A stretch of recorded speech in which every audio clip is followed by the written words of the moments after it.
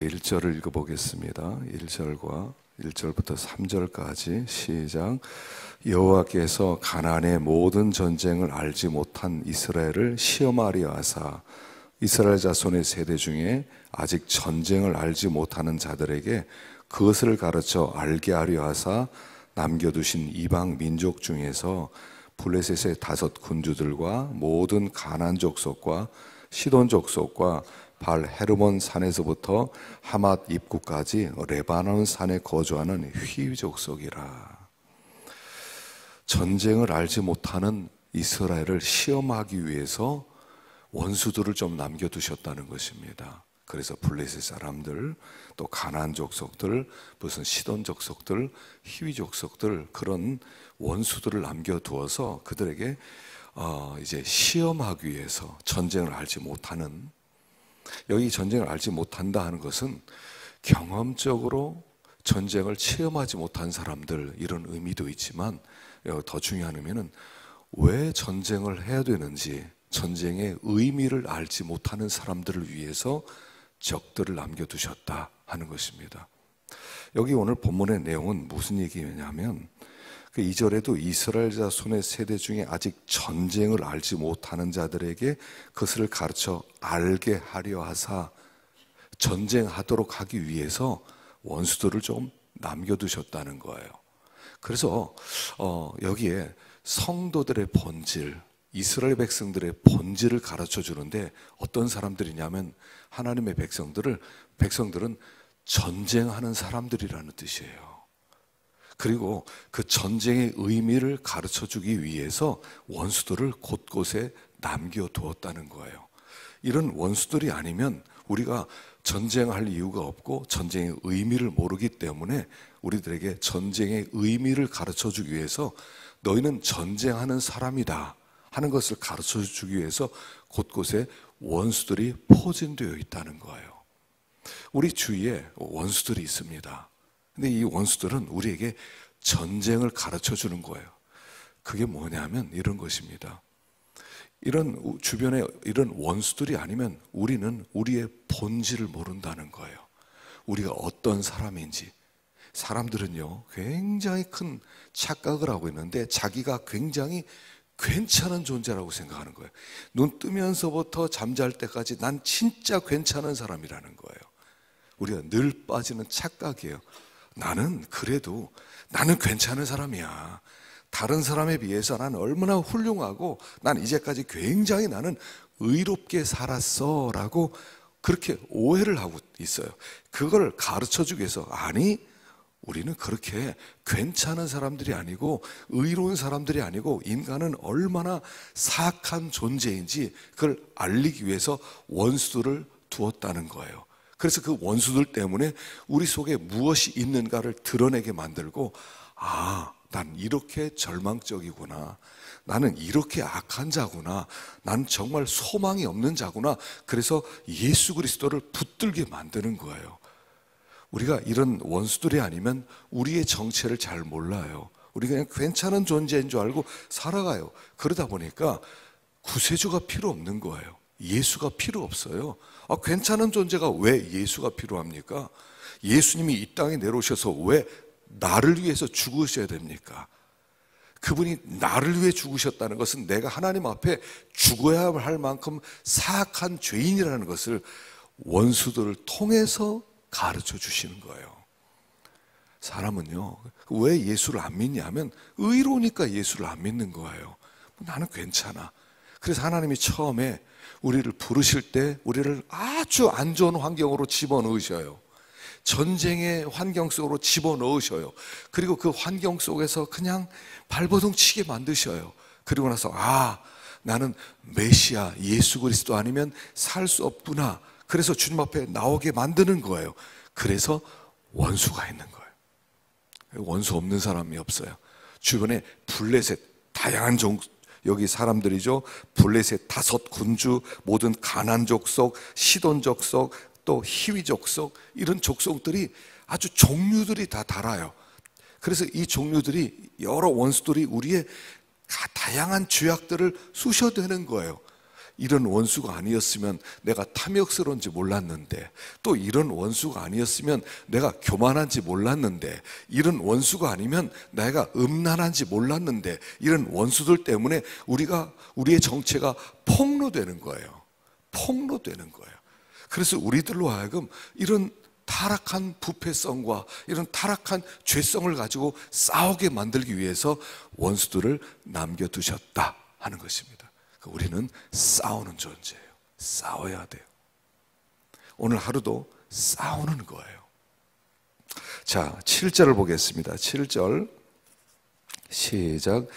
이스라엘 자손이 여호와의 목전에 악을 행하여 자기들의 하나님 여호와를 잊어버리고 바알들과 아세라들을 섬긴지라. 지금 여기 여호와의 목전에 악을 행하여, 두 번째 자기들의 하나님 여호와를 잊어버리고, 세 번째 바알들과 아세라들을 섬긴지라. 세 가지 죄가 나와요, 사실은. 근데 이 세 가지 죄가 다 한 통속이라는 거예요. 악을 행하고, 하나님 여호와를 잊어버리고, 바알과 아세라들을 섬기고, 이 세 가지 죄악이 한 뿌리에서부터 나와요. 근데 이게 어떻게 시작되냐면, 제일 먼저 하나님을 잊어버리는 것에서부터 죄가 시작돼요. 그러니까 하나님을 잊어버렸다 하는 얘기는 뭐냐면, 하나님을 사랑하지 않는다는 거예요. 하나님에 대하여 무관심하다는 거예요. 하나님과 우리의 관계는 남편과 아내 관계입니다. 양과 목자의 관계입니다. 나무와 가지의 관계입니다. 절대적 관계입니다. 잊어버릴 수가 없어요. 자기 부인 잊어버립니까? 자기 남편 잊어버립니까? 잊어버릴 수가 없어요. 양이 목자를 잊어버려요? 목자가 양을 잊어버려요? 결코 그런 일이 없어요. 그런데 하나님이 여호와를 잊어버렸다는 것은 하나님에 대하여 무관심하기 시작했다. 하나님을 사랑하지 않게 되었다. 하나님을 멀리하게 되었다. 그리고 하나님을 부담스러워한다. 부담스러워한다. 그게 하나님을 잊어버리는 거예요. 자, 하나님을 잊어버리면 두 번째 어떻게 됩니까? 바알과 아세라를 섬기게 되는 거예요.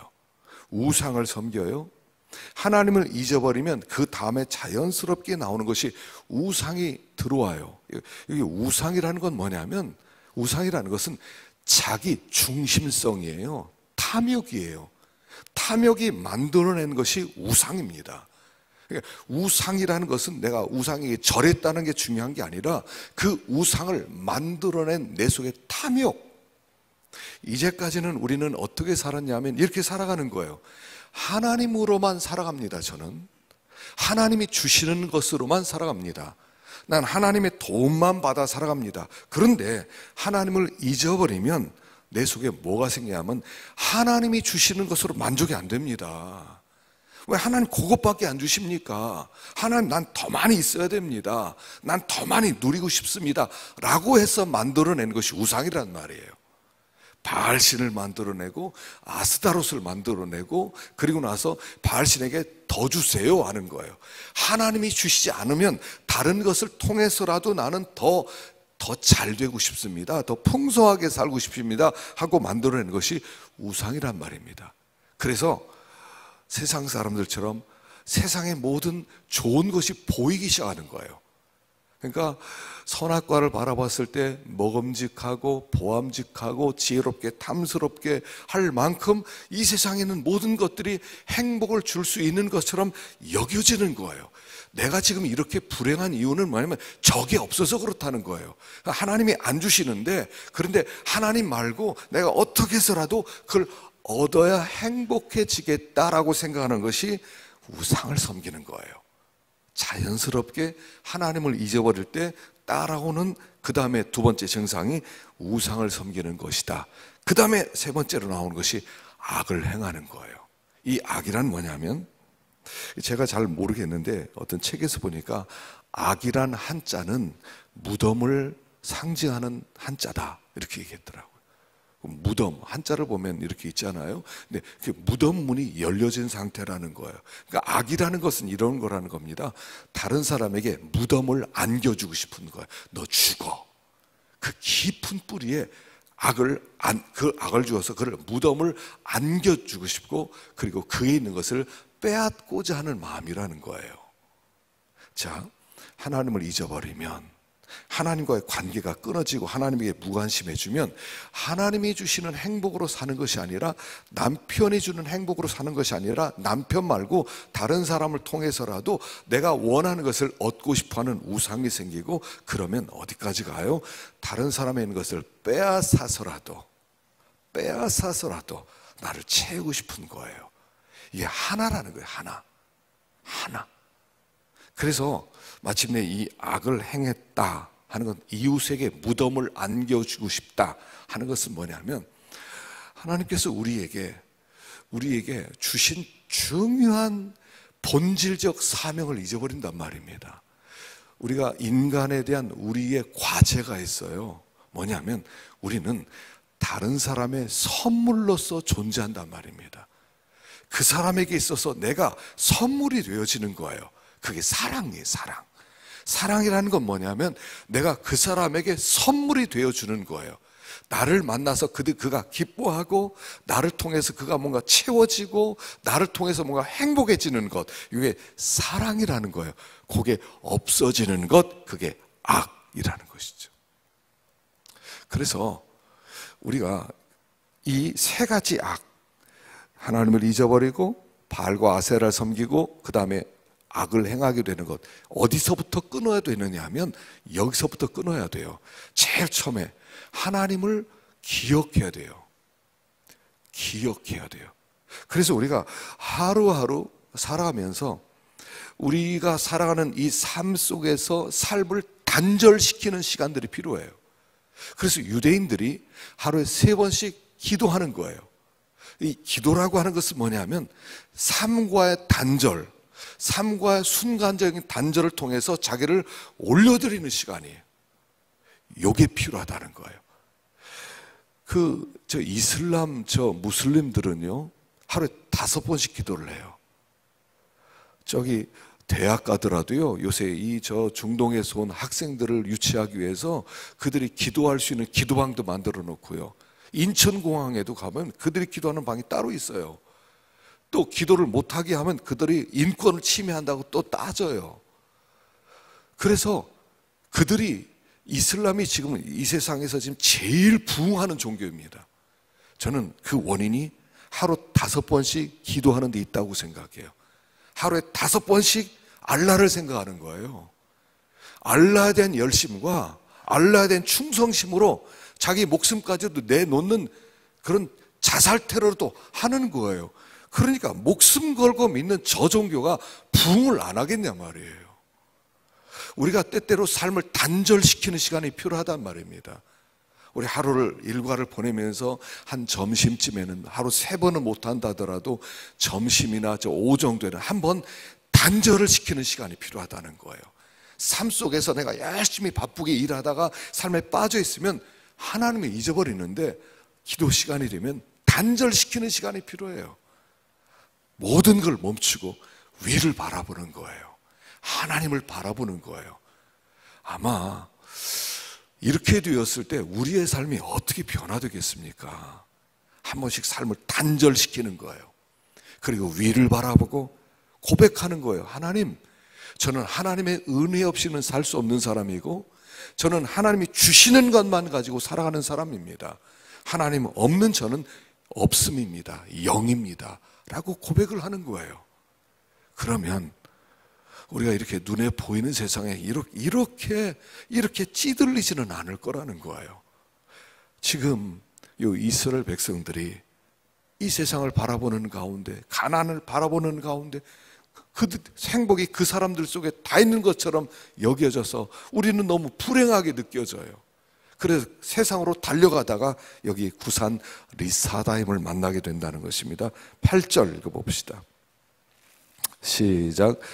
여호와께서 이스라엘에게 진노하사 그들을 메소보다미아 왕 구산 리사다임의 손에 파셨으므로 이스라엘 자손이 구산 리사다임을 8년 동안 섬겼더니 이스라엘 자손이 여호와께 부르짖음에 여호와께서 이스라엘의 자손을 위하여 한 구원자를 세워 그들을 구원하게 하시니 그는 곧 갈렙의 아우 그나스의 아들 온니엘이라. 여기 이제 하나님이 이스라엘 백성에게 진노하셔서 메소포타미아 왕 구산 리사다임의 손에 팔았다 그래요. 여기 구산 리사다임, 여기 이 구산이라는 나라 이름이고요, 리사다임은 두 배가 악하다 이런 뜻이에요. 그러니까 두 배가 악한 구산 왕에게 그들을 넘겼다는 거예요. 하나님의 백성이 세상 사람과 다르다는 것을 가르쳐주는 얘기예요. 이 세상엔 두 종류의 사람밖에 없어요.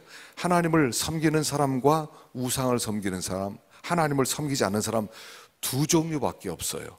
하나님을 섬기는 사람, 하나님을 섬기지 않는 사람, 달라요. 성경은 창세기부터 두 라인을 얘기해요. 가인 라벨의 사람이 있고 아벨 라인의 사람이 있어요. 하나님이 이 세상에 사람을 만들어 보낼 때 두 종류의 사람으로 보내요. 하나님의 백성의 라인과 하나님 모르는 가인 라인의 사람으로 두 종류의 사람을 보내요. 달라요. 근본적으로 종자가 달라요. 하나는 하나님의 사랑을 입어서 영원한 구원을 받을 자고, 하나는 하나님의 버림을 받아서 영원한 멸망을 받을 두 종류의 사람으로 하나님이 세상을 그렇게 만들어 가셨어요. 가인 라인과 아벨 라인, 두 라인밖에 없어요. 그런데 이 두 사람은 사는 방법이 달라요. 목적도 달라요. 방식도 달라요. 그런데 이 하나님의 아들 아벨 라인, 셋 계열의 사람들이 가인 라인 사람들을 보면서 부러워하고, 나도 저렇게 좀 살고 싶다.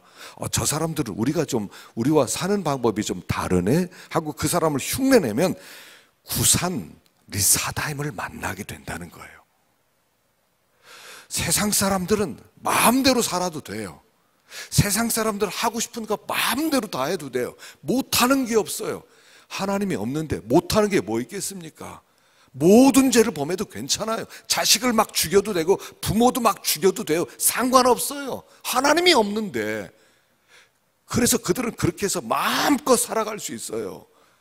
신문에 나온 드러난 죄악들은 일부에 불과하지 않겠어요? 드러나지 않은 죄악은 얼마나 많겠습니까?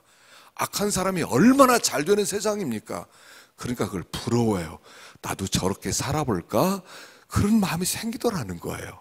그래서 이스라엘 사람들이 한번 살아봐야지 하고 흉내내서 가나안 사람처럼 살았더니 구산 리사다임을 만나게 되었다, 이런 뜻이에요. 우리는 다르다는 거예요.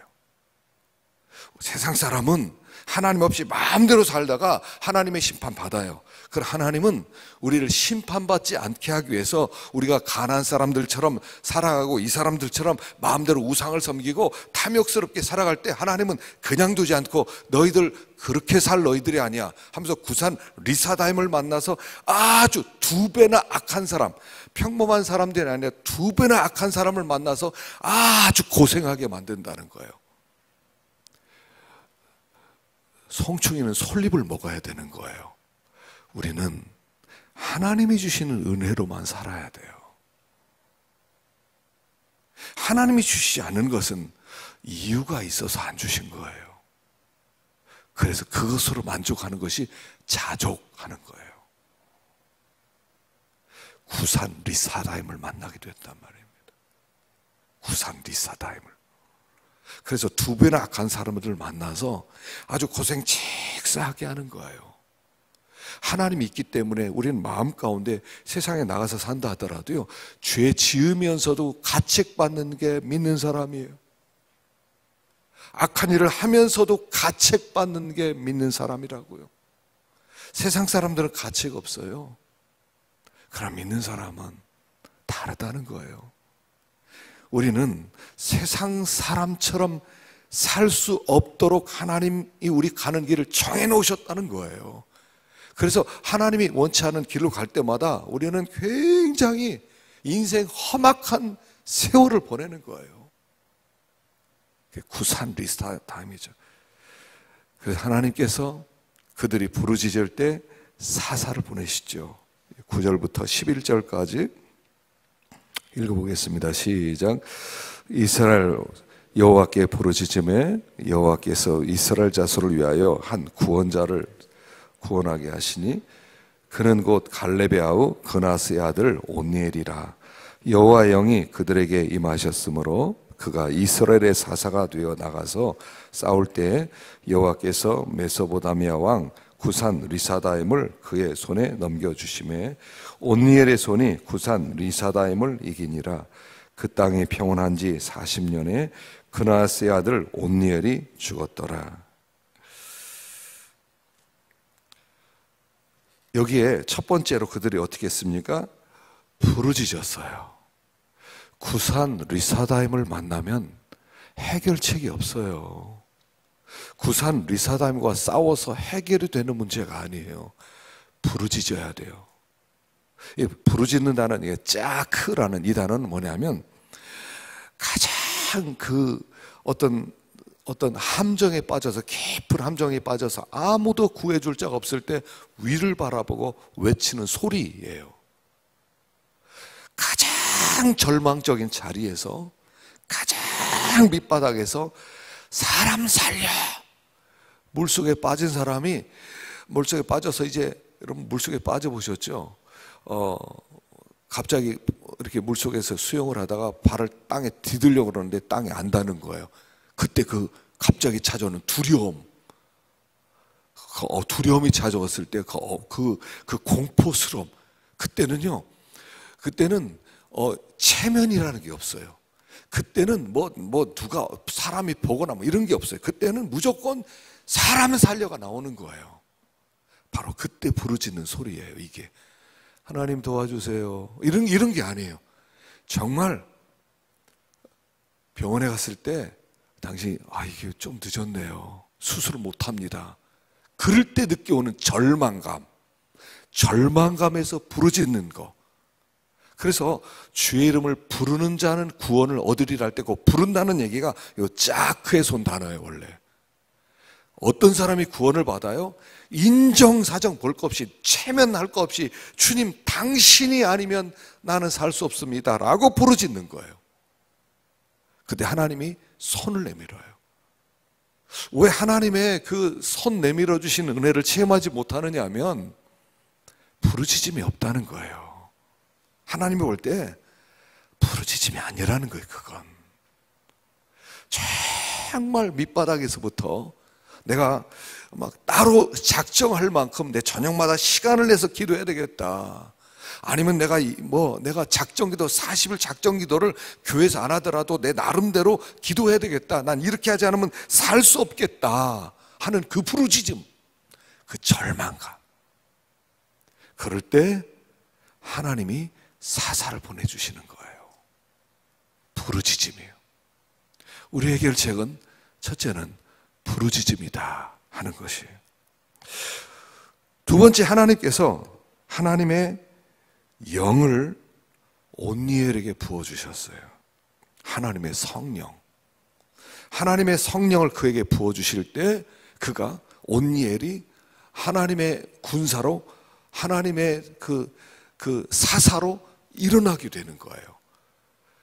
그 얘기는 이 세상의 어떤 문제도 인간의 힘으로 해결할 수 없다 하는 그런 뜻이에요. 하나님의 성령의 능력으로만 모든 문제를 이길 수가 있는 것이지 인간적인 지혜를 동원한다든가 인간적인 힘을 동원한다든가 그렇게 해서는 해결이 안 된다는 거예요. 오직 하나님의 성령으로만 해결된다는 거예요. 하나님의 성령이 임할 때만 우리가 하나님의 군대로서 일어서게 되지 시체 같은 이 몸으로는 아무것도 못한다는 것이에요. 하나님의 성령으로만.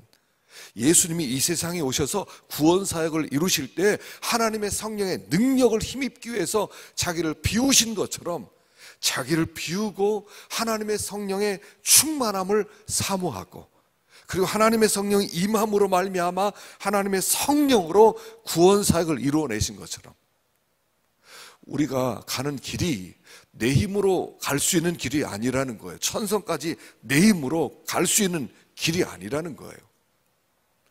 하나님이 도와주셔야 되고 하나님의 성령이 임하셔야만 한다는 얘기예요. 세 번째는 하나님의 성령이 임했을 때 어떤 성령이 임했냐면 여기 거룩한 분노의 영이 임하는 거예요. 8년 동안 그렇게 2배나 악한 사람이 그렇게 악하게 이스라엘 백성을 괴롭히는 거예요. 그것을 보면서 여기 하나님의 영은 분노의 영, 때때로 하나님이 분노하시잖아요. 이 분노의 영이란 뭐냐면 하나님과 마음이 통하게 만드는 거예요. 하나님의 마음이 느껴지는 거예요. 성도를 향한, 이스라엘 백성을 향한 하나님의 아픔이 느껴지는 거예요. 죄를 향한 하나님의 진노가 느껴지는 거예요. 그게 하나님의 영이 임하는 거예요. 이렇게 임했던 사람이 사울이죠. 초창기 사울. 사울이 11장에 보면 1절에 읽어봅시다. 시작. 암몬 사람 나하스가 올라와서 길랏 야베스에 맞서 진침해 야베스 모든 사람들이 나하스에게 이르되 우리가 언약하자 그리하면 우리가 너를 섬기리라 하니 암몬 사람 나하스가 그들에게 이르되 내가 너희 오른 눈을 다 빼야 너희와 언약하리라. 내가 온 이스라엘을 이같이 모욕하니라. 자, 이 암몬 사람 나하스가 올라와서 길랏 야베스 사람들을 죽이겠다고 하는 거예요. 그러니까 이 길랏 야베스 사람이 알았습니다. 우리가 잘 섬기겠습니다. 조공도 바치고 당신들의 지배를 받겠습니다. 그러니까 아니 안 돼. 너희들 오른쪽 눈 다 빼. 너희들 살려면 오른쪽 눈 다 가져와. 그럼 내가 언약해 주지 하는 거예요. 그 소리를 사울이 듣고 나서 마음 가운데 하나님의 영이 임하는 거예요. 그때 임하는 것이 하나님의 거룩한 분노의 영이 임하는 거예요. 그래서 여기 사무엘상 11장 6절에 보면 읽어봅시다. 시작. 사울이 이 말을 들을 때 하나님의 영에게 크게 감동되매 그의 녹에 크가 일어나 한 겨리의 소를 잡아 각을 뜨고 전령들의 손으로 그것을 이스라엘 모든 지역에 두루 보내어 이르되 누구든지 나와서 사무엘과 따르지 아니하면 그의 소들도 이와 같이 하리라 하였더니 여호와의 두려움이 백성에게 임하매 그들이 한 사람같이 나온지라. 여호와의 두려움이 임하는 거예요. 한 사람, 이 사울에게 하나님의 거룩한 분노의 영, 하나님의 마음이 전달이 되니까 마음 가운데 이럴 수가 있느냐 하면서 이럴 때 가만히 있을 수 없다 그러면서 하나님의 분노의 영으로 일어나서 싸우게 되는 거예요. 그래서 하나님의 진노의 영이 임하면, 하나님의 영이 임하면 모든 사람이 다 아는 거예요. 하나님의 영이 임했다. 이것은요, 세상에 악령이 임하는 것과 다르는 겁니다. 마음 가운데 하나님의 마음이 느껴지는 거예요. 하나님의 백성들에 대한 안타까움과 아픔이 느껴지는 거예요. 이 온니엘에게 이 하나님의 신이 임하니까 이 구산 리사다임을 그냥 둬서는 안 됩니다 라고 일어나서 백성들을 모아서 전쟁을 해서 무너뜨렸다 하는 얘기예요. 그런데 왜 온니엘을 택했습니까? 이미 온니엘은 나이가 많이 먹었어요. 80도 넘은 그런 사람이란 말입니다. 아마 80에서 한 90 사이가 되지 않았을까 생각하는데 왜 노인이에요? 왜 하나님의 일에는 왜 그런 이런 노인들밖에 일하는 사람이 없는 겁니까? 하나님은 나이를 치시는 분이 아니에요. 하나님은 신앙 정신을 가진 사람을 찾는 거예요. 우리 어제 생각한 대로 이 온니엘은 갈렙 정신으로 무장된 사람이었고요. 기랴세벨을 쳐서 그 딸 갈렙의 딸 악사를 얻은 하나님의 사람이었다는 거예요. 신앙의 가장 중요한 것은 어떤 실력을 갖췄느냐, 얼마나 젊으냐 이런 게 아니에요. 중요한 것은 그 사람이 신앙 정신을 가지고 있냐는 거예요. 신앙 정신, 신앙 정신으로 무장되어서 그가 하나님께 쓰임 받을 수 있느냐 하는 거죠. 모세를 쓰실 때 하나님께서 어떻게 하셨냐면 40년 동안 40세 되었을 때 광야로 보내서 80세 될 때까지 신앙 정신을 심어주는 거예요. 정신이 만들어지는데 40년이 걸리는 거예요. 그리고 그 신앙 정신이는 한 사람이 한 시대를 살려나가는 거예요. 한 시대를 살려나가요. 그래서 그 온니엘을 택할 수밖에 없었다는 것입니다. 그런데 이 온니엘은 사실은 예수 그리스도를 예표하는 사사라는 것입니다. 여기 8년 동안 그들이 종살이를 했습니다. 이 8이라는 숫자, 여러분 성경에서는 8이라는 숫자는 뭐냐면 새로운 시작의 숫자예요. 8. 그래서 난지 8일 만에 할례를 받는 거예요. 8일은 새 시작이에요. 예수님은 안식 후 첫날 8일째 되는 날 부활하신 거예요. 그래서 8이라는 숫자는 새로운 시작의 의미예요. 그들이 8년 동안 섬기고 그리고 8년째 될 때 온니엘이 일어나서 그들을 건지는 거예요. 예수 그리스도께서 사망 권세를 깨뜨리시고 부활하실 것을 예표하는 것이고, 또 한 가지는 어제도 말씀드린 것처럼 온니엘은 원래 유다 지파는 아니었단 말이에요. 이름도 없는 그니스 족속, 제가 성경 찾아보니까 그니스 족속은 한 번밖에 안 나와요. 창세기 15장에 개 족속과 그니스 족속과 할 때 그 한 번 나오고 그들은 없어졌어요. 이 민족 자체가 나중에는 어떻게 됐는지, 다 유다 지파에 편입이 됐는지 모르지만 없어졌어요. 그러니까 원래 온니엘은 그 뿌리가 아브라함 족속이 아니고 그냥 잡족 중에 하나인데 외부에서 유다 족속으로 들어와서 유다 족속의 영광을 회복시킨 사람이었단 말이에요. 예수님도 원래 유다 족속은 아니었지만 유다 지파의 가문의 위로부터 임하신 분으로 유다 지파의 영광과 위엄을 회복하신 분이라는 거예요. 그래서 사실 이 이야기는 1절부터 11절까지는 예수 이야기를 하는 거예요. 구원 이야기를 하는 거예요. 우리를 구원할 분은 온니엘, 여호와는 나의 힘이시다 하는 그런 이름을 가진 예수 그리스도, 그분이 우리의 영원한 사사가 되셔서 그분이 우리를 다스리실 때 비로소 우리에게 평화가 임할 수 있다 하는 메시지를 본문이 담고 있다 하는 것입니다. 세상은 굉장히 아름답게 보여요. 여러분, 세상 사람 어떻습니까? 뭔가 즐거운 게 다 있어 보이지 않습니까? 신문을 보니까요, 금요일날 특집이 나오는데 금요일날 뭐가 나오냐면 우리나라에서 구경할 만한 곳, 또 우리가 여행 갈 만한 곳, 맛집, 이런 것들이 쫙 나와요. 이번 주말에는 여기 가서 맛있는 음식 즐기고 뭐 펜션 전화번호까지 다 나와요. 마음껏 즐기세요, 누리세요, 나와요. 그리고 나서 사진들을 얼마나 환상적으로 찍어놨는지 몰라요. 거기 가면 모든 게 다 있는 것처럼 느껴져요. 거기 가면 진짜 행복해질 것 같아요. 이 세상은 참 아름다운 게 다 있어 보여요. 그러나 우리는 그들처럼 살아가면서 행복을 누리는 사람들이 아니라는 거예요. 뭐 갈 필요도 없다, 그런 건 아니에요. 쉬기 위해서 쉼이 필요해요. 그러나 거기에 모든 행복이 있는 것은 아니라는 거예요. 우리는 하나님의 백성, 언약 백성, 우리는 하나님과의 관계성 속에서 하나님과 더 깊은 관계가 되면 행복해지고 하나님과 더 멀어지면 불행해지는 것이, 그게 우리의 운명이라는 거예요. 더 행복해지기 원하셔요? 하나님을 더 가까이 해보셔요. 하나님을 더 사랑해 보셔요. 행복이 저절로 올 것이에요. 그러나 하나님을 멀리하면 우리는 구산 리사다임을 만나게 될 거예요.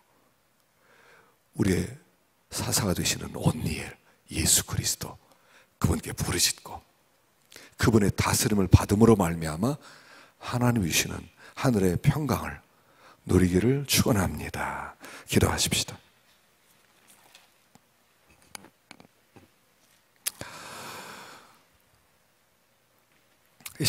자, 우리 3장 12절을 읽어보겠습니다. 3장 12절 시작.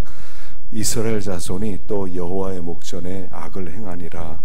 이스라엘 자손이 여호와의 목전에 악을 행함으로 여호와께서 모압 왕 에글론을 강성하게 하사 그들 대적하게 하시매. 여기 보면 이스라엘 자손이 또 여호와의 목전에 악을 행하니라.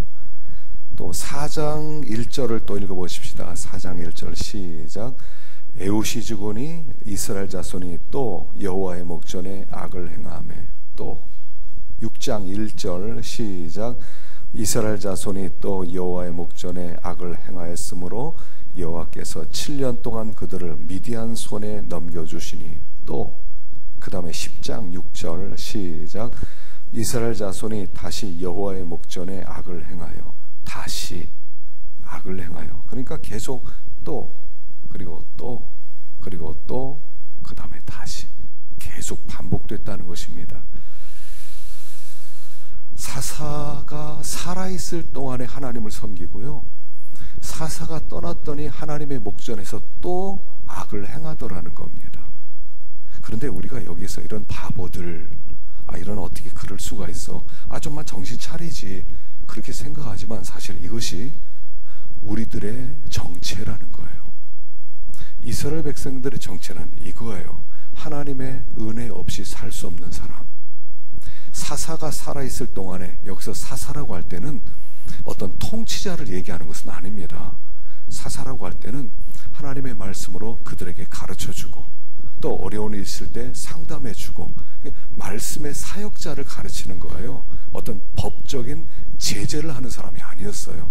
뭐 누가 잘못했으니까 너 감옥에 들어가라, 이런 사사가 아니었어요.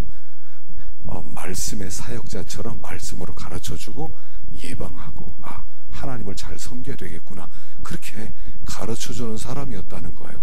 그런데 그 사사들이 살아있을 동안에만, 다시 말하면 말씀과 접촉이 되어 있을 때만, 다시 하나님의 은혜 안에 거할 때만 그들이 하나님을 섬기고 하나님을 기억하고, 그리고 평화가 있었다는 거예요. 그리고 사사가 죽고 하나님의 말씀에 사역자가 사라졌을 때 그들은 당연히 하나님으로부터 멀어졌다는 것입니다. 그래서 우리의 이 사사기에서 나타난 인간의 본질은 뭐냐면, 인간은 하나님의 은혜가 임할 때만 산 사람이고, 하나님의 은혜가 없을 때는 거의 쓰레기라는 거예요. 우리가 이렇게 살아있는 거, 이렇게 우리가 하나님을 섬기고, 이거는 다 우리가 하나님의 말씀에 다스림을 받기 때문에 우리가 한 이 정도지, 말씀의 사역자가 떠나고 말씀을 듣지 못하고 은혜를 못 받으면 우리는 금방 메말라진다는 거예요.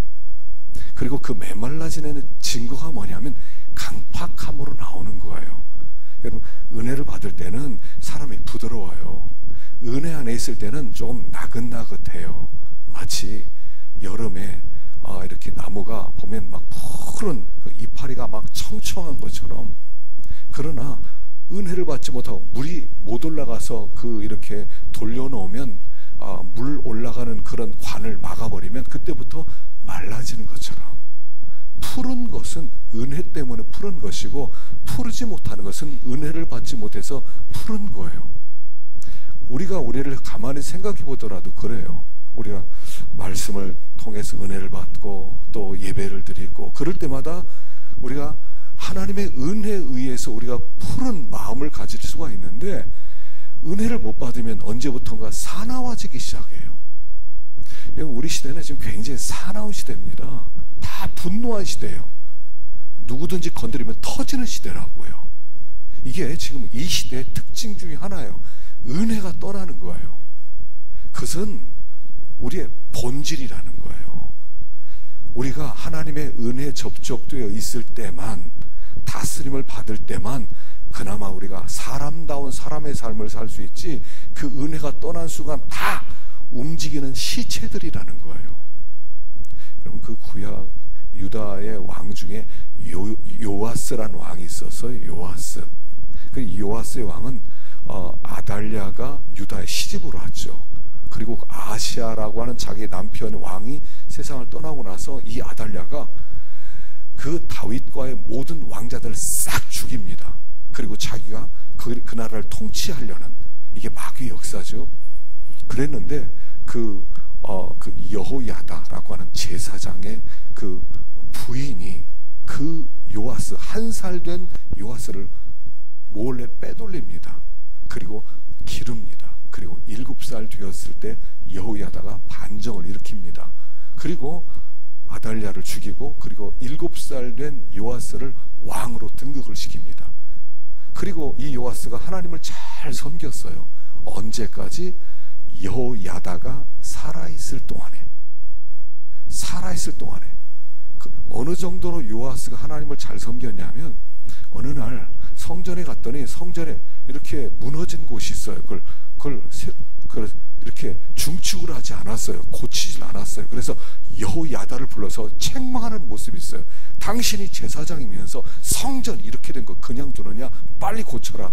그래가지고 헌금을, 연보함을 걷어가지고 성전을 이렇게 새롭게 고치는 얘기가 나와요. 근데 여호야다가 죽었어요.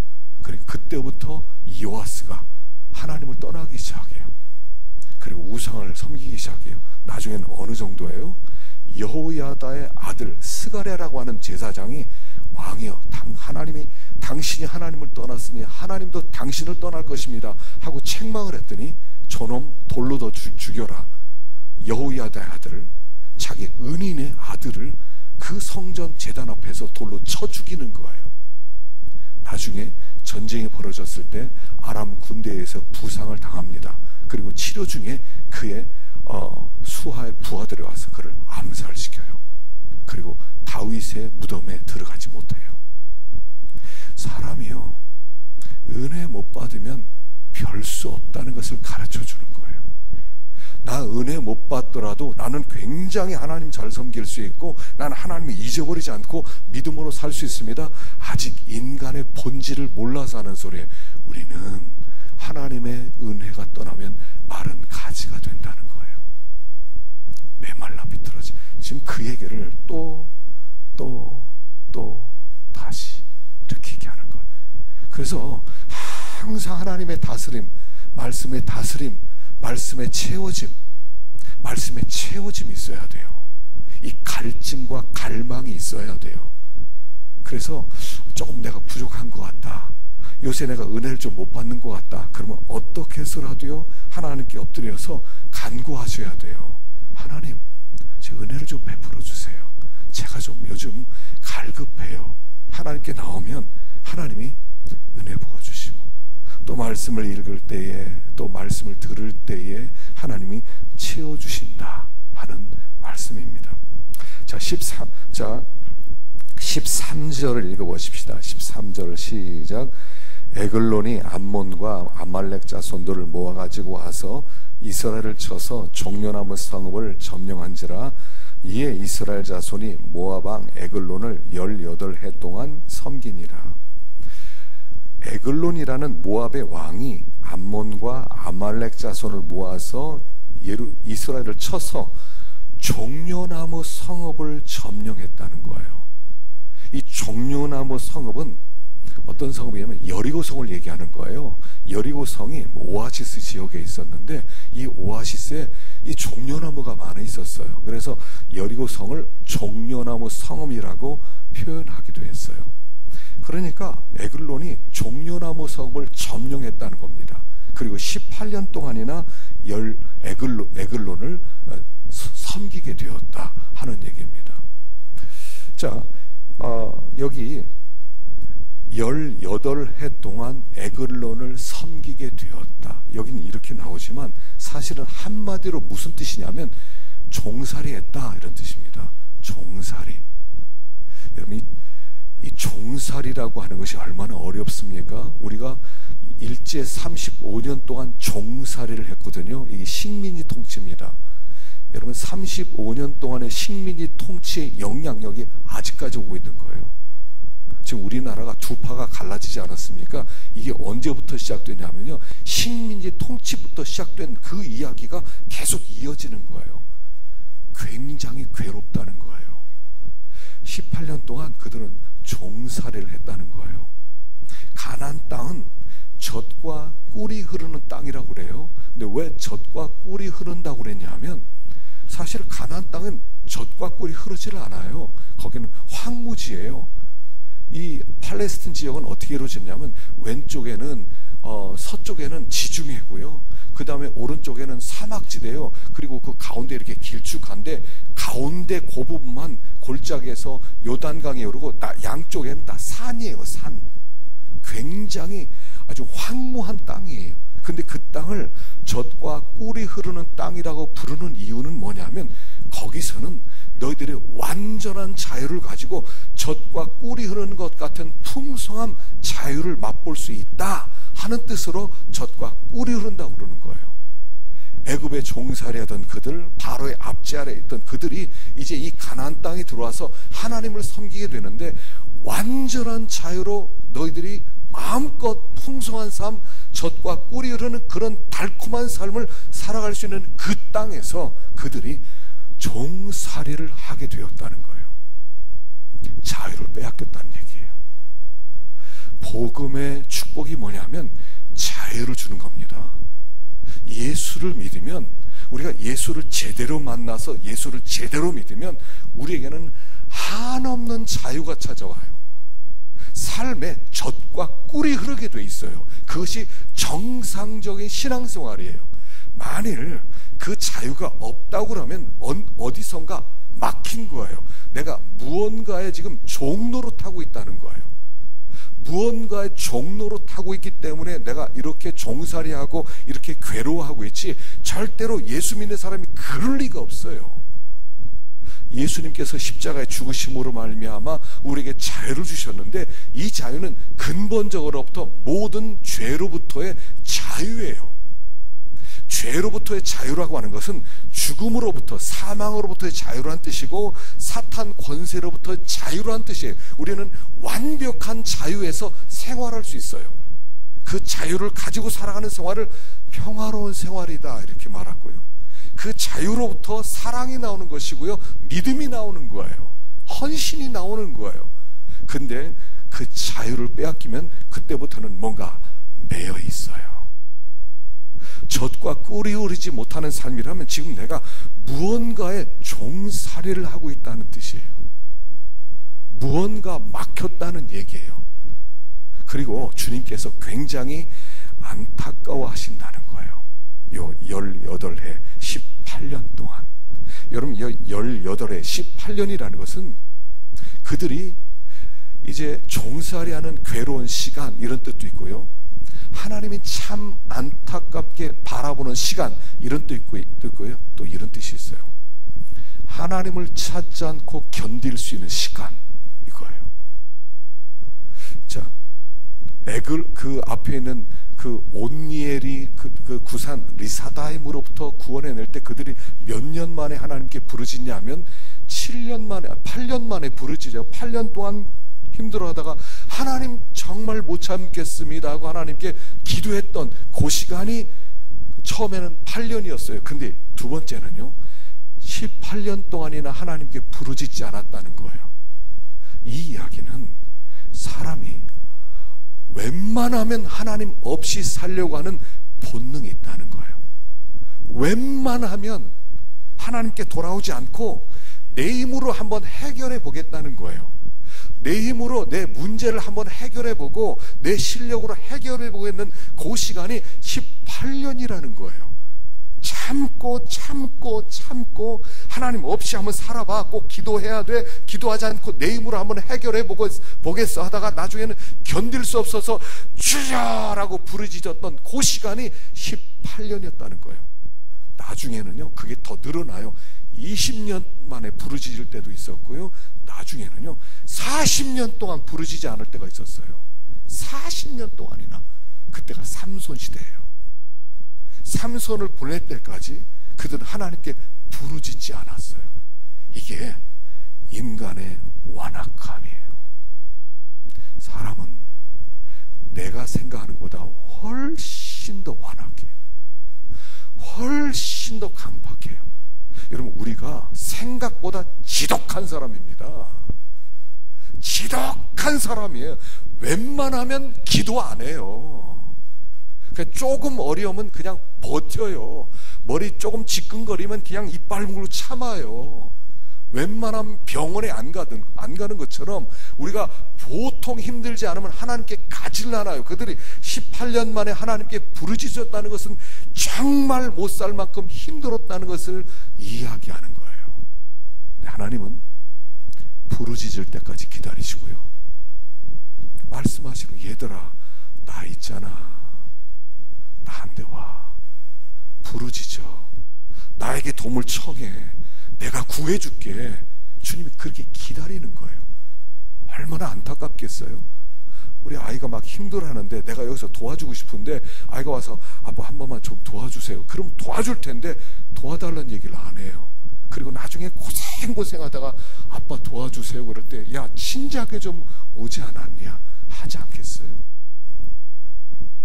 여기 이 18년 동안이라고 하는 것은 죄악의 종된 생활, 그 죄악의 종된 여러분 자유가 없다는 거 아세요? 식민 통치를 받는 것처럼 영적으로 눌려 산다는 거, 이거 아픔 아시냐 말이에요. 우리 조상들이 35년 동안 식민지 통치 아래 있었던 그 한 맺힌 생활들 그거 아세요? 우리는 죄악에 그보다 더한 사탄의 통치 아래 있어서 그 평화를 빼앗기고 살아간다는 거예요. 억울한 거예요. 사실은 이들이요, 처음엔 8년, 그 다음에 18년, 그 다음에 20년, 그 다음에 40년 계속 자유 없이 살아가요. 이 사사시대가 한 350년 정도 되는데 그 중에서 거의 3분의 1, 4분의 1은 거의 종살이하며 살았다는 거예요. 억울하지 않겠어요? 근데 우리가 지금 그렇게 살아간다는 거예요. 마음에 기쁨도 없고, 마음에 찬양도 없고, 마음에 감사도 없고, 편안함도 없고, 충만함도 없고, 그냥 젖과 꿀이 흐르는 하나님 나라에 들어와서 마음 가운데 이런 억눌린 삶을 살아가는 게 억울하지 않느냐는 거예요. 그래서 그 말씀을 오늘 하고 있는 거예요. 그래서 18년 만에 부르짖었더니 하나님이 구원자를 세워주세요. 15절 읽어보십시다. 시작. 이스라엘 자손이 여호와께 부르짖음에 여호와께서 그들을 위하여 한 구원자를 세우셨으니 그는 곧 베냐민 사람 게라의 아들 왼손잡이 에훗이라. 이스라엘 자손이 그를 통하여 모압 왕 에글론에게 곡물을 바칠 때에 에훗이 길이가 한 규빗 되는 좌우의 날선검을 만들어 그의 오른 허벅지 옷 속에 차고 곡물을 모압 왕 에글론에게 바쳤는데 에글론은 매우 비둔한 자였더라. 자, 구원자를 세웠는데 그 사람이 베냐민 사람 게라의 아들 왼손잡이 에훗이라. 여기 왼손잡이란 뭐냐면 지금 우리 시대와 다르게 오른손을 쓰지 못하는 사람 이런 뜻이에요. 그러니까 아마 그 당시에 장애인이었던 것 같아요. 물론 베냐민 사람들이 다 뒷부분에 600명이 다 왼손을 잘 쓰는 자라 이렇게 하는데 다 그랬다는 얘기가 아니라 어떤 사람은 왼손을 잘 훈련시켜서 왼손을 쓰게 된 사람도 있지만 여기서는 그가 오른손을 쓰지 못해서 왼손을 가지고 일했던 사람 이런 뜻이란 말입니다. 그 당시에 장애인은 노예로도 팔지를 못했어요. 가장 하층 밑바닥에 있는 사람. 그래서 이런 사람에게 이 이스라엘 백성들이 자존심 상하는 곡물 바치는 일을 맡겼던 사람이에요. 아무나 누구라도 곡물 바치는데 자 누가 갈래 할 때 정상적인 사람은 내가 어떻게 가서 그 모압 왕 앞에 무릎 꿇고 곡물을 바치겠느냐, 난 그거 못한다, 죽어도 못한다는 그때 에훗이라고 하는 오른손을 쏘지 못하는 자인을 네가 가 그러면. 그래서 그가 갔던 그런 사람이었다는 거예요. 그런데 그를 구원자로 세운 분이 하나님이시다라고 얘기하는 거예요. 여기에 에훗이 무슨 왼손을 잘 쓰고 그래서 실력 있고 그가 인내가 있고 그래서 그가 이렇게 눈썰미가 있고 이래서 쓴 게 아니라 그냥 하나님이 그를 들어서 구원자로 만들었다는 얘기예요. 하나님이 구원자로 세운 사람들은 다 사실은 별 볼 일 없는 사람들이에요. 앞에 있었던 우리 온니엘은 나이 80 이상 넘은 노인, 여기는 또 있다는 사생자, 드보라는 여자, 그 당시에 숫자로 치지 않았던 그런 사람들을 하나님이 구원자로 세우셨다는 거예요. 거기에 초점은 뭐냐면 하나님이 세우셨다는 데 있는 거예요. 하나님이 세운 그 구원자, 그리고 그 구원자를 통해서 이스라엘을 건짐으로 말미암아 너희들 어떻게 구원받았냐? 예, 장애인이 우리를 구원해 줬는데요. 예, 여자가 우리를 구원해 줬는데요. 저기 입다라고 하는 사생자가 우리를 구원해 줬는데요. 너희들 자랑할 게 없다는 거예요. 너희들 교만하지 말라는 거예요.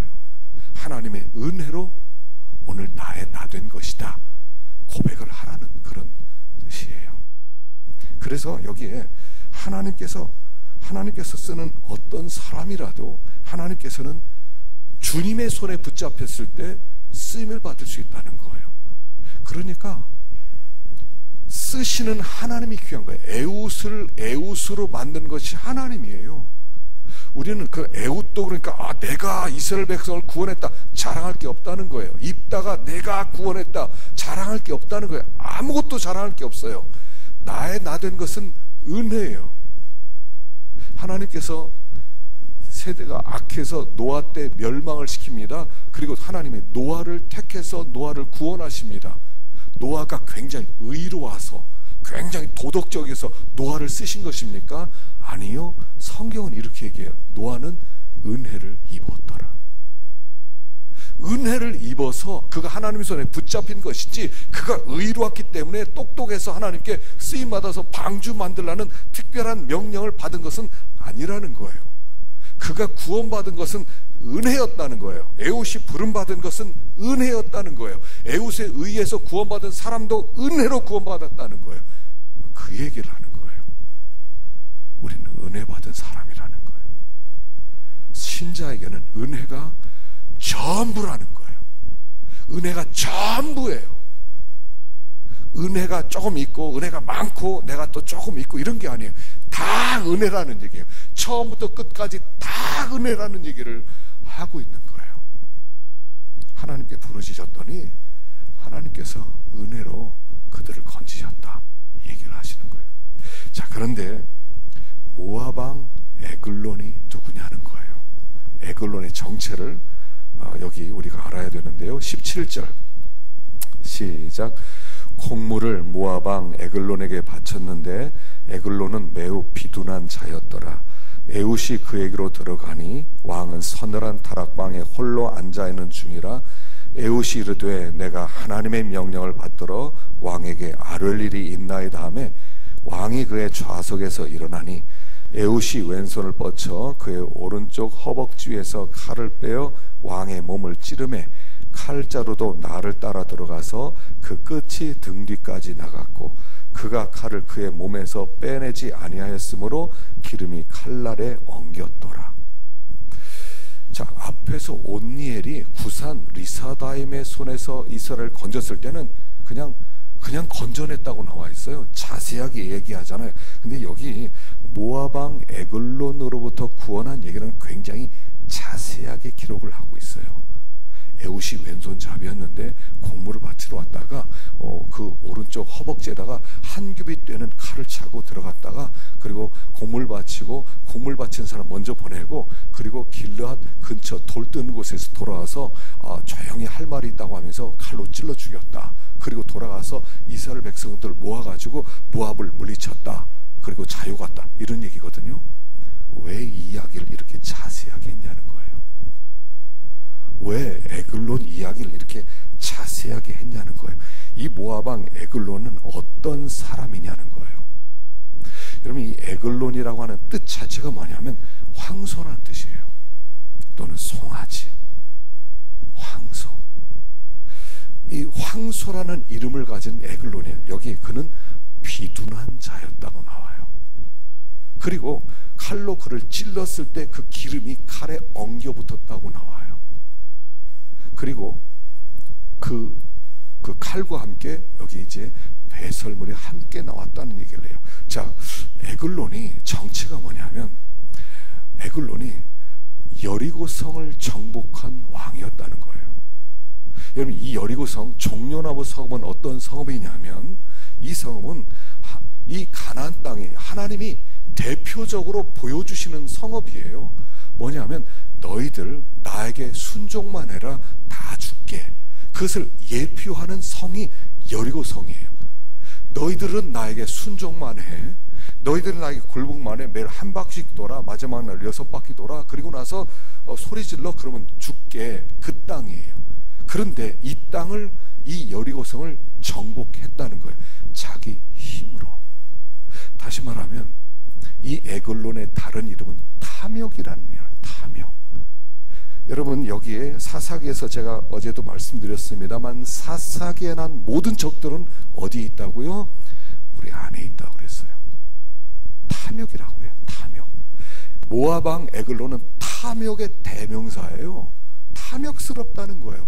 그는 곡물을 받아서 배를 채워서 자기 비계를 채우고 자기 배를 채우고 그렇게 살아갔던 왕이었다는 거예요.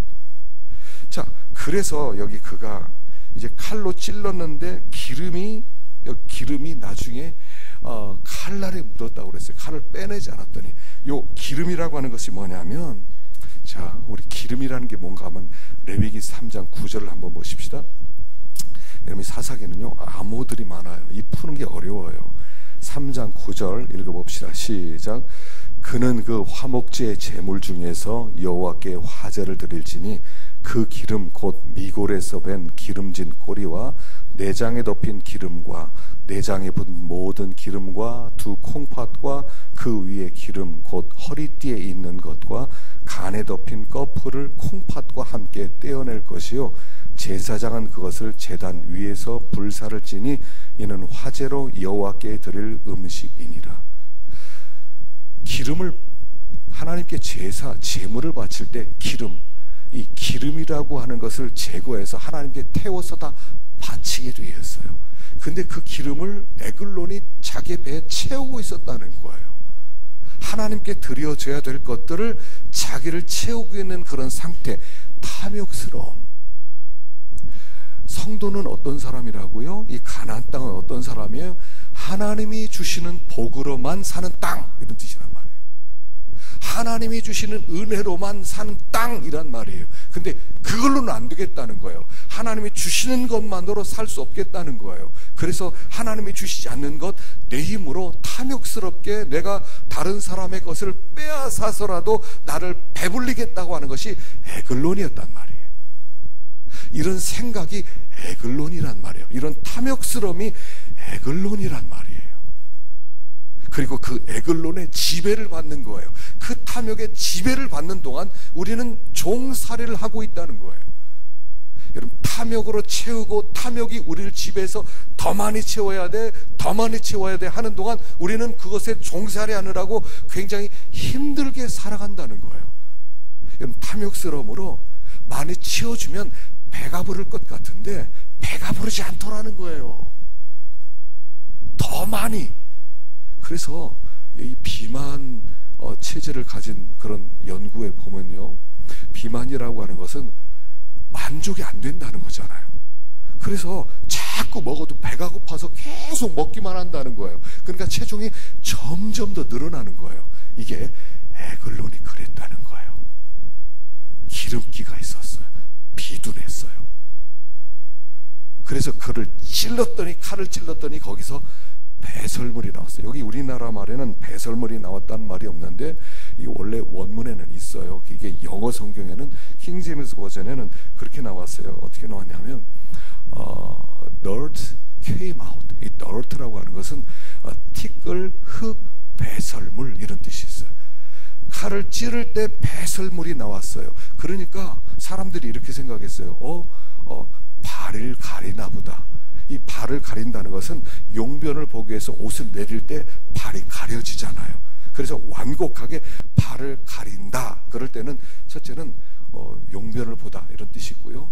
또 발을 가릴 때는 옷으로 발을 덮어요. 그리고 잠깐 쉴 때가 있어요. 그것도 발을 가린다고 하고요. 그런데 여기서는 발을 가린다 그랬을 때는 배설물이 나와서 냄새가 나니까 용변을 보시나 보다. 그리고 문을 잠그고 밖에서 기다리고 있었다. 그런 얘기예요. 배설물이 뭐냐면 내가 탐욕스럽게 얻어진 모든 것들은 배설물이라는 거예요. 나의 자랑을 위해서, 나의 명예를 위해서, 나의 이름을 위해서 탐욕스럽게 이렇게 저렇게 해서 얻어진 것들은 다 배설물이라는 거예요. 그래서 모압왕 에글론을 찌를 때 거기에 배설물이 나오는 거예요. 그가 누렸던 모든 것들은 탐욕의 결과였었다는 거예요. 그래서 여기 이스라엘 백성이 지금 18년 동안 그가 에글론에 종살이 했다는 것은 탐욕에 종살이 하느라고 그들이 괴로웠다는 거예요. 어떻게 생각하면요, 우리 시대 자체가 참 탐욕스러운 시대예요. 더 많이. 여러분, 우리가요 거의 3만 불은 안 되지만 지금 뭐 2만 8천 불, 2만 9천 불, 뭐 올해는 뭐 이제 3만 불 된다고 그러는데, 3만 불이면요 굉장한 선진국입니다. 엄청나게 잘 사는 겁니다. 근데도 아니, 부족해, 더 많이, 난 불행해, 이런 시대잖아요. 그리고 그 탐욕이 이 시대를 이끌어가는 거 아닙니까? 그 탐욕으로 큰 집 사놓고 큰 차 사놓고 그 갚느라고 허덕이는 거 아닙니까? 그게 종살이 아니고 그거 뭐겠습니까? 잠도 자지 못하고 쉬지도 못하고 부부가 함께 나가고 아이들은 꼭 제대로 교육도 못 시키고, 이게 우리 시대 아닙니까? 탐욕에 종살이하는 시대였다는 거, 이 시대가. 가만히 보세요. 내려놓으면 쉬워져요. 그냥 하나님이 주시는 거 가지고 산다 그러면 쉬워지는 거예요. 더 아귀다툼을 하니까 그때부터 다툼이 있게 되고요. 그때부터 골치 아파지고 계산을 하게 되고요. 탐욕스러운 시대, 탐욕에 종살이 하던 그 시대였다는 것입니다. 그래서 여기 바울이요, 자, 빌립보서 3장 7절 읽어봅시다. 시작. 그러나 무엇이든지 내게 유익하던 것을 내가 그리스도를 위하여 다 해로 여길 뿐더러 또한 모든 것을 해로 여김은 내 주 그리스도 예수를 아는 지식이 가장 고상하기 때문이라. 내가 그를 위하여 모든 것을 잃어버리고 배설물로 여김은 그리스도를 얻고 그 안에서 발견되려 함이니 내가 가진 의는 율법에서 난 것이 아니요 오직 그리스도를 믿음으로 말미암은 것이니 곧 믿음으로 여호와께로부터 난 의라. 그리스도를 얻기 위해서는 다 내려놓으라는 거예요. 다 배설물로 여기라는 거예요. 배설물로 여기기 전에는 그리스도를 얻을 수가 없다는 거예요. 이게 바울이 그리스도를 얻게 된 방법이었어요. 내가 자랑하던 모든 것, 내가 얻었던 모든 것들을 다 배설물로 내려놓고야 그리스도를 얻었다는 얘기를 하는 거예요. 그리스도께서 우리 가운데 사사로 오셔서 진정한 왕이 되시려면 내가 가진 모든 것들을 다 펴서 내려놓으면 되는데, 그 에글론의 배에 칼을 찔러야 되는데 이게 어렵다는 거예요. 꼭 죽을 것 같아요. 나는 더 많이 누려야 되는데 누리지 못하는 것 때문에 너무 속이 상하는 거예요. 그래서 그리스도를 얻지 못하는 거예요. 사사를 얻지 못하는 거예요. 그분의 통치와 다스림 앞으로 굴복할 수가 없는 거예요. 여전히 하나님을 믿고 싶어요, 하나님을 믿어요, 말은 그렇고 사실은 탐욕이 그 사람을 지배하는 사람이에요. 얼마나 골치 아픈지 몰라, 얼마나 괴로운지 몰라요, 얼마나 힘이 든지 몰라요. 그냥 하나님이 주시는 것으로 사는 거예요. 많이 주시면 그 많이 주신 것으로 섬기라고 해서 섬기면 되고요, 없으면 없는 대로 또 살면 되고요, 반찬 5가지 했다 3가지로 줄이면 되고요, 외식 한 달에 2번 했다 1번으로 줄이면 되고요, 줄이면 되는 거예요. 다 누리려고 하기 때문에 자유가 없어요. 진짜 축복은 뭐냐면 자유예요. 자유. 예수 안에서 자유라고. 자유. 언제부턴가 자유가 없어졌어요. 사람들은 더 많이 가지면 자유를 더 많이 누린다고 생각해요. 그렇지 않아요. 없어도 자유로워요. 없어도 자유로워요. 제가 이렇게 언제가 제 삶에 행복했는가 보니까 유학생활이에요. 그 유학생활은 굉장히 어려운 생활이거든요. 유학생활은 돈이 없어요. 돈을 제대로 못 벌어요. 힘들어요. 정말 먹을 게 없어요. 그냥 김치만 먹고 살던 때요. 근데 그때가 제일 자유롭고 행복했어요. 그때는 뭐 없으니까, 아예 없으니까 그냥 그때는 그게 행복했어요. 지금 생각하니까 고생했구나. 지금은 생각하고 고생했구나 하지 그때는요 굉장히 좋았어요. 그냥 주신 것만 가지고 사는 거예요. 근데 하나님이 절대로 없게 만들지 않더라고요. 필요한 것들은 다 주시더라고요. 하다못해 어떤 선교사님 오셔서 선교비를 드리고 싶은데 생활비가 $100 딱 남았어요. 그러면 그냥 딱 드려버리는 거예요. 그럼 어떤 교수님이 오셔서 힘들지 그러면서 봉투를 주고 가는데 보면 $100가 들어있어요. 어떤 때는 한국에서 어떤 분이 장학금을 보내줬다고 그래서 보면 딱 그렇게 맞아요. 항상 남지도 않고 모자라지도 않게 그렇게 채워주셨어요. 그런 일이요 한두 번이 아니었어요. 그때가 제일 행복했어요. 많이.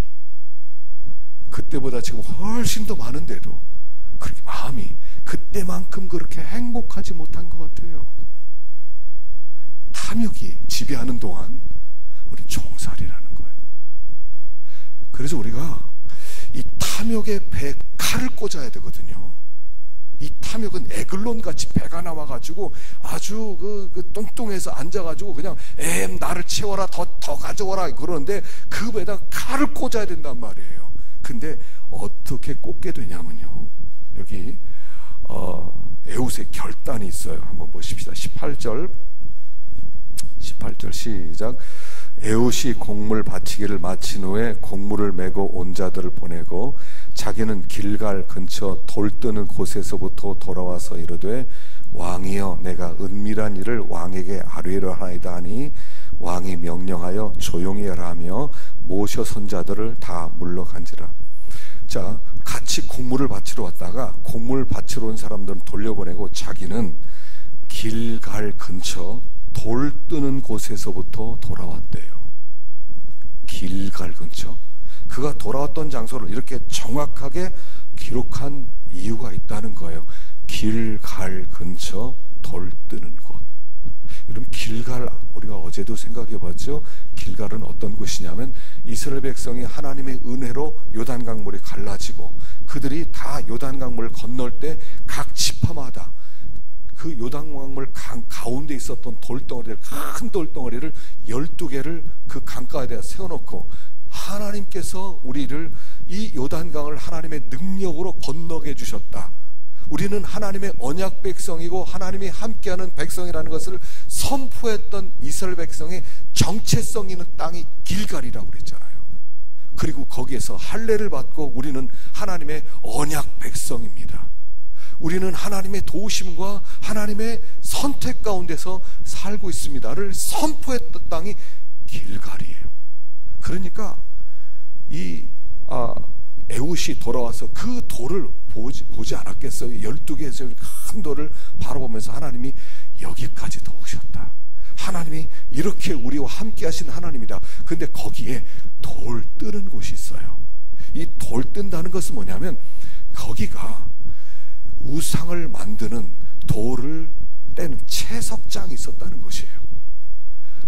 이스라엘 백성의 정체성 있는 바로 그 길갈에서 우상을 만들기 위해서 돌을 떼나가고 있는 그런 한심한 현실을 보았다는 거예요. 그가 이렇게 결심한 것 같습니다. 마치 이런 거죠. 이제 신년이 되니까 이렇게 정부 요인들이 다 현충원 가가지고 다들 참배를 하면서 새롭게 결단을 합니다. 그런 것처럼 이 에웃이 그 길갈 돌 뜨는 12개의 돌을 바라보면서 하나님, 우린 하나님의 백성입니다. 이렇게 종살이하며 살아갈 수가 없습니다.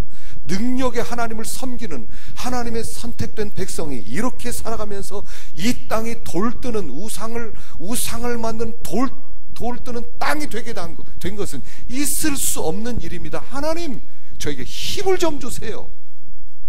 그가 거기서 그렇게 결단하기 위해서 거기로 온 것 같아요. 그리고 나서 거기서 돌아가는 거예요. 이게요, 각성이에요. 이게요, 회심이에요. 이게요, 깨달음이에요. 이게 모든 상황을 변화시키는 힘이라는 거예요. 그가 길갈로 왔다는 거예요. 아무도 그 시대 사람들이 길갈에 관심이 없었어요. 하나님이 도와주셔서 요단 강물에서 돌 12개를 가져온 능력의 하나님에 대하여 잊어버렸던 그 시대에 이 에훗이 그 길갈로 와서 그 돌을 바라보면서 그 돌 옆에서 우상을 떼가는 그 모습을 바라보면서 그가 마음 가운데 각성이 일어났다는 거예요. 하나님, 이 땅이 하나님 땅이 되게 하겠습니다라고 그 10년 가운데 붕 일어났다는 거예요. 그리고 돌아가는 거예요. 그리고 에글론의 배에다 칼을 꽂는 거예요. 그리고 이스라엘 붕이 시작되는 거예요. 오늘 우리에게 필요한 것이 이거예요. 오늘 우리의 삶에 진짜 필요한 게 뭐냐면 길갈에 서서 그 돌을 바라보면서 우리가 어떤 사람이냐는 거예요. 우리가 이렇게 살 사람들이냐는 거예요. 우리가 이렇게 시시하게 탐욕에 종살이하면서 허덕여야 될 사람이냐는 거예요. 저 에글론에 굴복하면서 곡물이나 갖다 바치고 그렇게 살 사람이냐는 거예요. 그게 아니라는 거예요.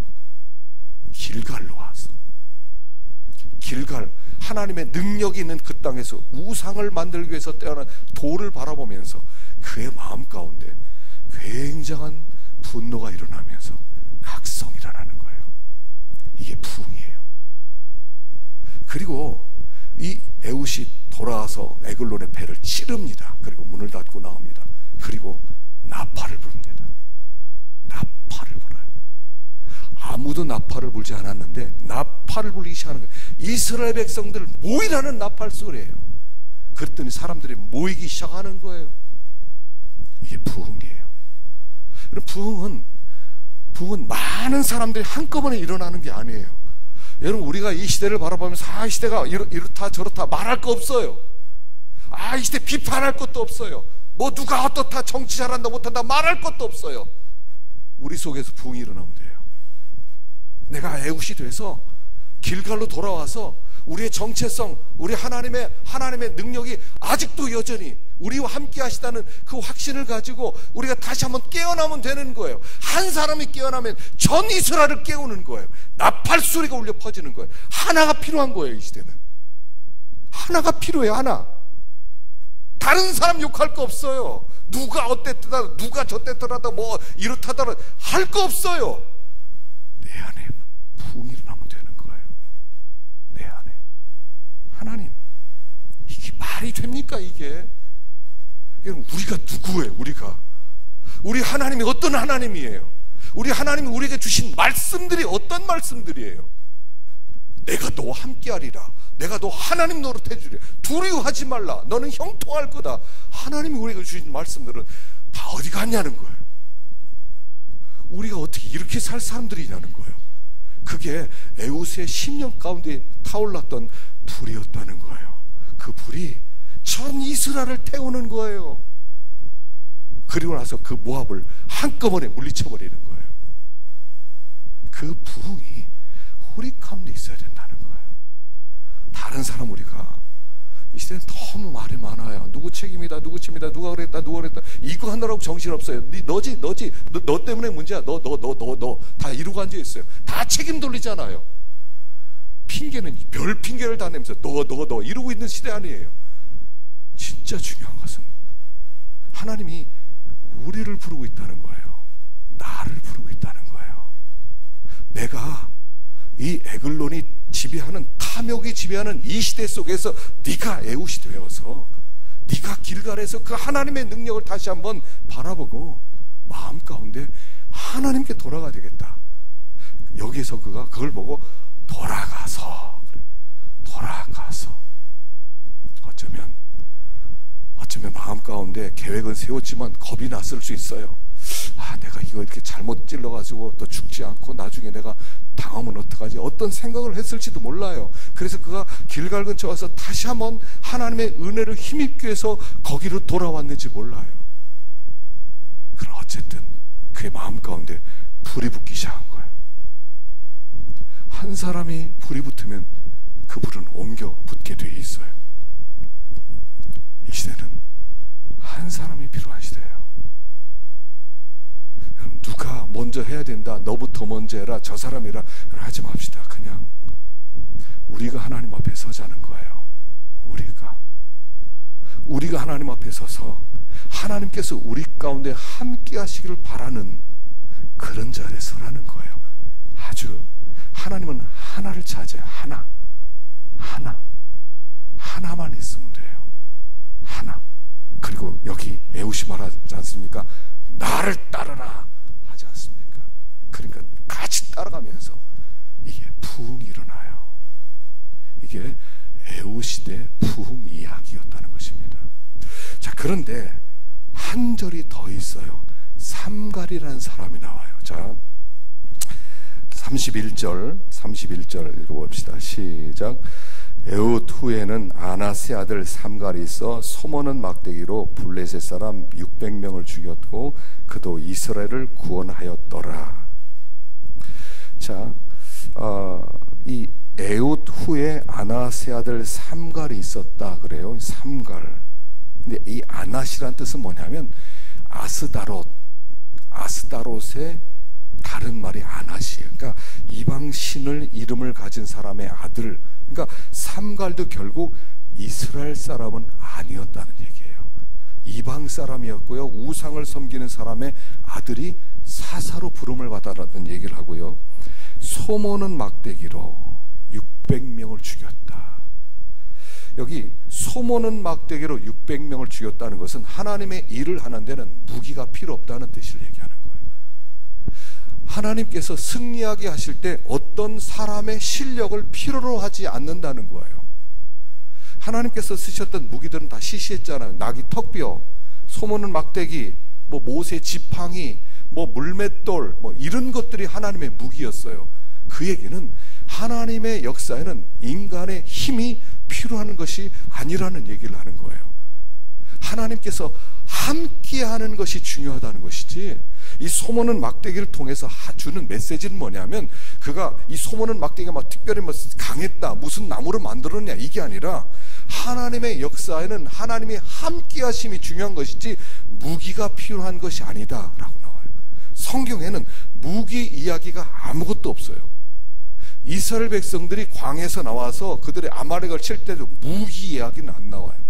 가나안을 정복할 때도 무기 이야기는 안 나와요. 그냥 한 가지예요. 하나님이 함께하느냐, 하나님이 함께하지 않느냐, 그 얘기만 하는 거예요. 우리가 어디에 초점을 맞춰야 되냐면, 이 가나안이라고 하는 이 세상을 살아가면서 한 가지 초점을 맞추면 돼요. 하나님이 나와 함께하느냐, 함께하지 않느냐, 그것만 중요한 거예요.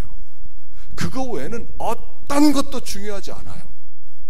나와 함께 하시는 하나님, 그분이 지금 나와 함께 하느냐, 그러면 원수가 아무리 많더라도 상관없다는 거예요. 600명이 왔다는 거 생각해 보세요. 600명이 이게 어디 작은 숫자입니까? 일개 대대입니다. 대대. 일개 대대 사람들을 어떻게 아무리 힘세도 소모는 막대기로 이겨요. 삼손은 1000명을 이깁니다. 어떻게 그런 일이 있어요? 하나님이 함께 하니까.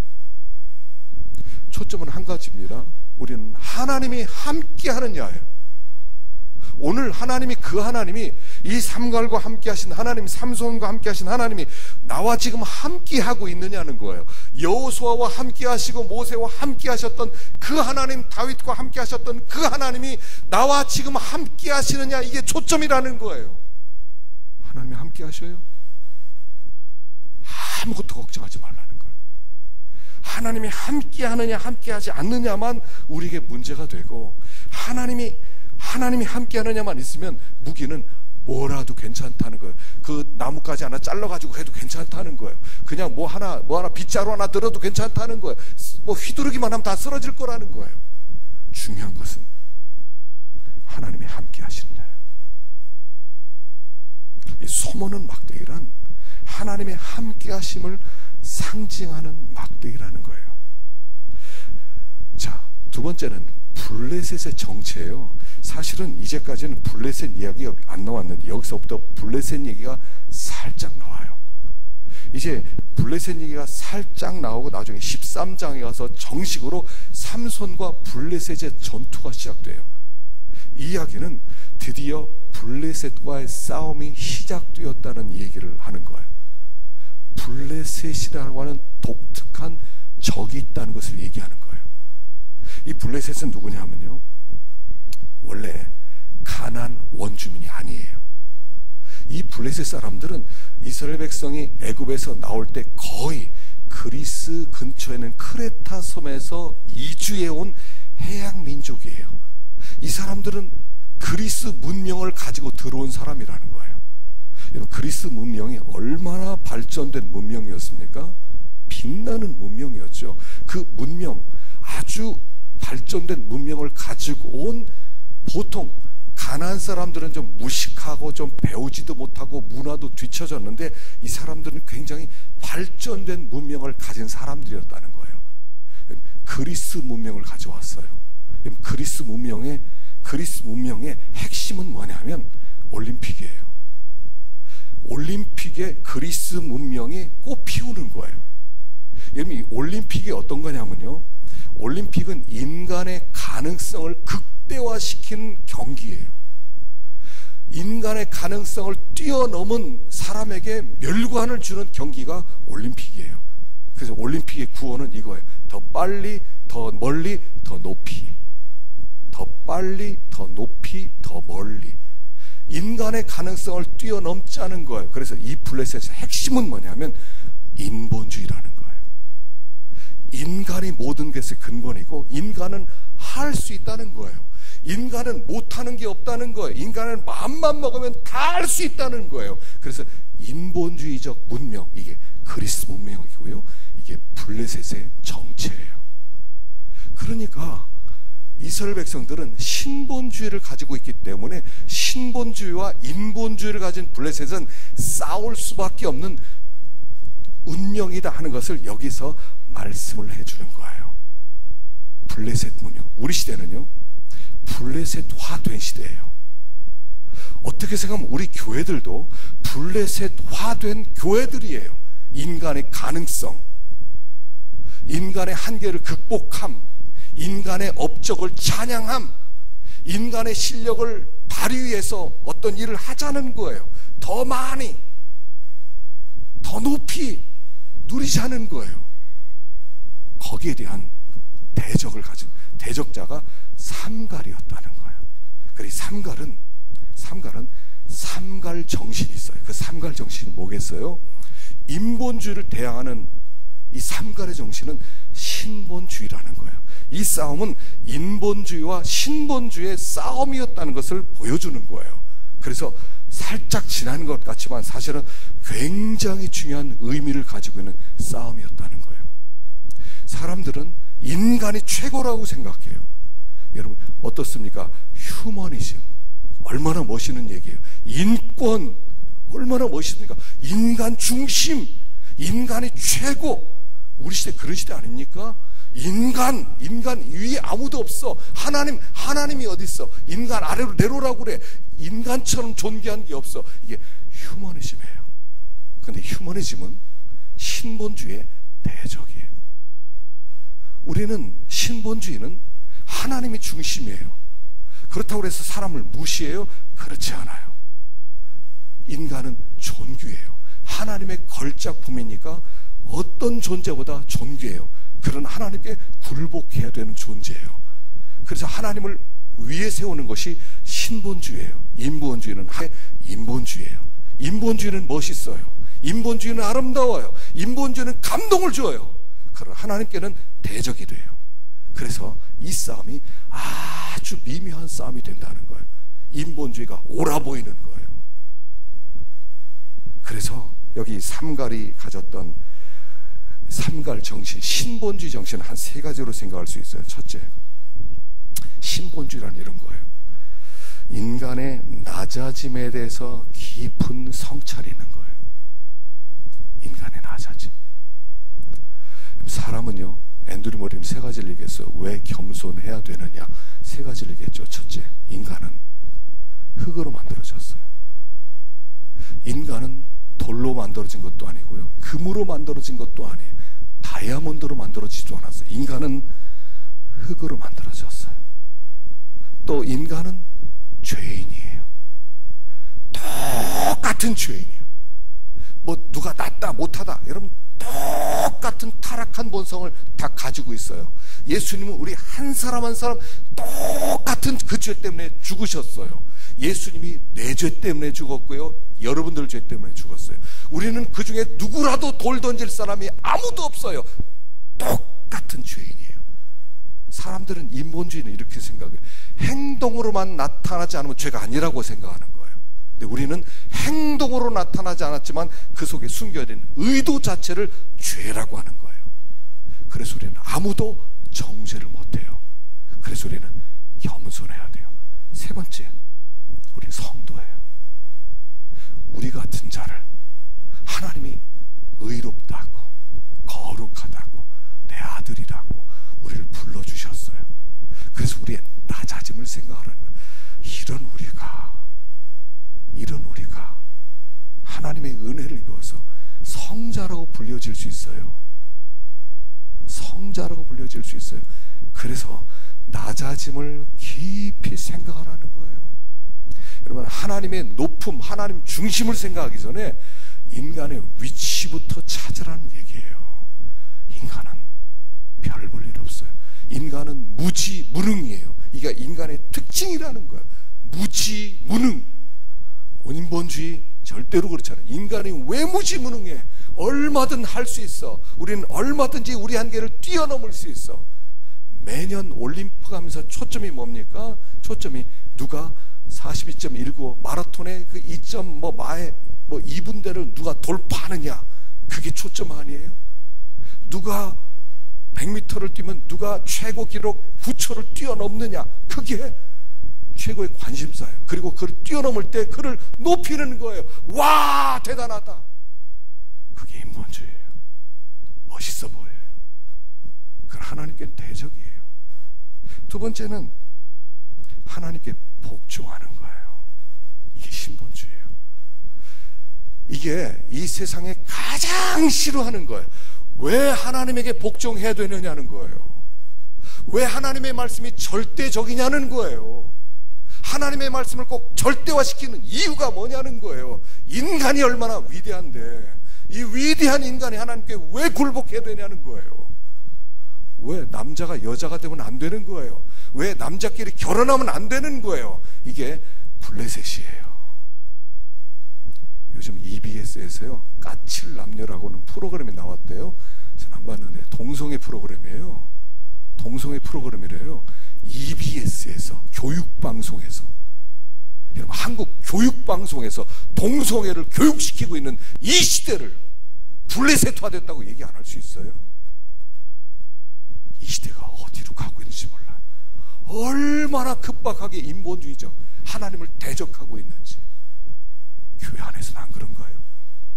우리 마음 가운데 하나님께 완전히 엎드려, 납작 엎드려 굴복하는 그 마음이 있나요? 우리는?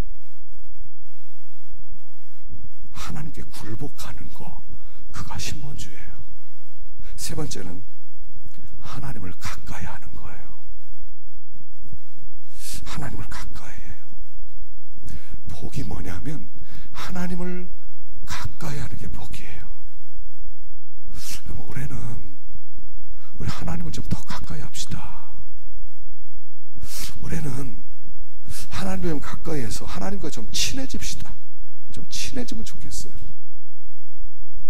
하나님이 얼마나 좋으신 분인지 올해는 좀 알았으면 좋겠어요. 하나님을 가까이 하면 어떤 결과가 나오냐면요, 하나님을 가까이 하면 하나님을 알게 되고 하나님을 사랑하게 돼요. 그리고 하나님을 사랑하면 반드시 사람을 사랑하게 돼 있어요. 이 사람이 진짜 인본주의자예요.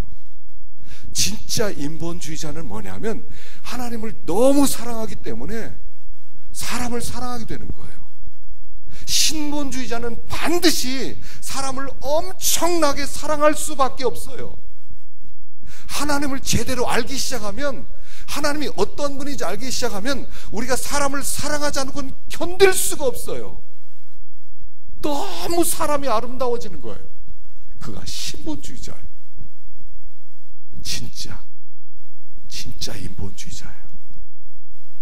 그냥 하나님을 무시하고 인간이 죄이랴 우리는 한계성 뛰어넘을 수 있어 우리 마음껏 살아도 돼. 그게 진짜 인본주의자가 아니라 진짜 인본주의자는 하나님을 너무 사랑해서 하나님을 너무 가까이 해서 저절로 사랑하게 되는 거예요. 어제도 말씀드렸습니다만 인간이 얼마나 아름다운지 몰라요. 우리는 인간의 아름다움을 몰라요. 그냥 눈에 보이는 사람 저거 누군 이렇고 누군 이렇고 이래서 진짜 그 사람의 숨겨진 아름다움을 발견하지 못해서 그래요. 가면 쓴 모습만 봐서 그래요. 하나님의 형상대로 창조되고 파괴되었지만 아직까지도 남아있는 그 하나님의 형상, 그 하나님의 형상이 나타날 때 그 사람이 천사보다도 훨씬 더 아름답게 변화될 수 있는 그런 숨겨진 모습들이 다 같이 가고 있어요. 그걸 찾아내주는 거예요. 그걸 찾아내주는 거예요. 그게 사랑이에요. 사랑은 멋있어, 멋있는 모습을 사랑하는 게 아니에요. 멋있지 못한 숨겨진 부분 속에 더 아름다운 것을 꺼집어내주는 거, 그게 사랑이에요. 그가 신본주의자예요. 이제 드디어 이스라엘 백성이 블레셋과의 전투가 시작됐어요. 본격적 전투는 삼손과 싸우게 될 거예요. 그러나 잠깐 맛보기를 보여줘요. 너희 앞에는 블레셋이란 독특한 대적들이 있단다. 그 너무 아름다운 모습으로 와서 꼭 대적같이 여겨지지 않아. 너무 아름다워. 그러나 그 본질을 깨달아야 된다. 그들은 진정으로 사람 사랑하는 게 아니란다는 거예요. 우리에게 삼갈의 정신을 다시 한번 심어주는 거죠. 하나님, 그게 정상이 되는 거예요. 우리 하나님을 섬길 때 모든 것이 위치를 찾아가는 거예요. 여러분, 우리 앞에 독특한 적들이 많이 나타나죠. 수많은 대적들이 있어요. 그러나 그 속에서 하나님이 안타까운 마음, 하나님 우리를 사랑하신 마음, 그리고 우리 하나님이 우리를 이끌어 가시고자 하시는 수준, 하나님은 이대로 만족해 하신 분이 아니라고 그랬어요. 너희들은 더 아름다워, 더 멋있어. 형제들끼리는 서로 싸우거든요.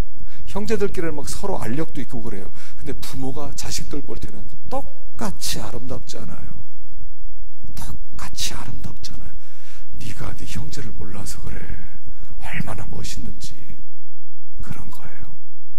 하나님께서 우리를 그렇게 부르신 올해는 좀 더 하나님을 좀 알아갑시다.